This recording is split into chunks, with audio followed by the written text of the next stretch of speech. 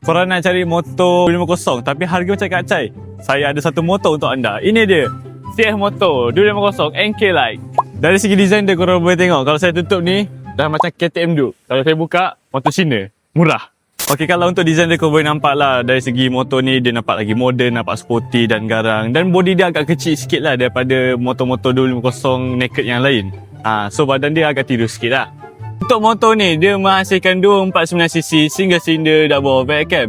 Dan menghasilkan horsepower 27 dan Nm of torque adalah 22. Top speed untuk motor ni 150. Memang sesuai untuk entry level untuk korang semua. Untuk braking system dan keselamatan dia menggunakan disc depan belakang, ABS 2 channel. Dan dia punya TCS dia elak. Hilang dah. Disc dia besar, kaliper kecil, TCS tak ada. Untuk bahagian meter dia korang boleh tengok lah. Meter murah. Sebab apa? Untuk base model NK biasa, dia menggunakan TFT 5, tak tahu berapa inci, 5 ke berapa ke, tapi dia besar. Macam ni.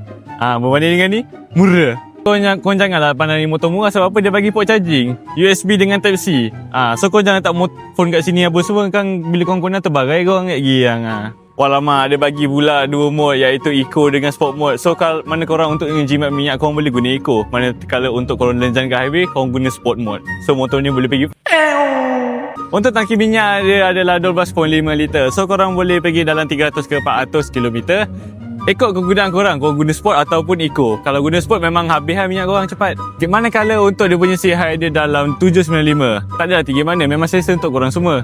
Tengok macam kaki saya ni. Tak adalah jengket mana, biasa je. Untuk motor ni dia ada 4 color iaitu merah, biru, hitam dan putih. Motor yang harga bawah 10,000 ke bawah korang boleh dapat dengan 250cc.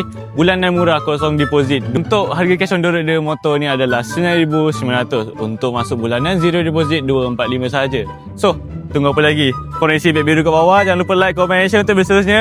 Bye do.